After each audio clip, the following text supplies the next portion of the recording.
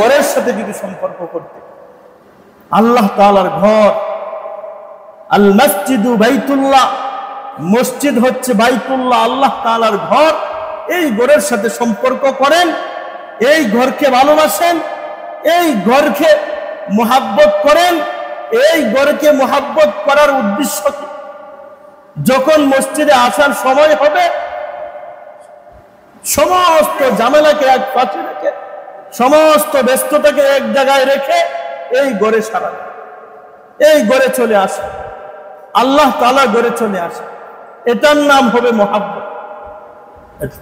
অরজুলুন কলবুহু মুআল্লাকুন feel মাসাজিদ, এই হাদিসের ভাষা অনুযায়ী ওই লোক, ওই যুবক, ওই পুরুষ যার কলবটা মসজিদের সাথে সম্পর্ক, এই ঘরের সাথে সম্পর্ক করা, এই ঘরকে মুহাব্বত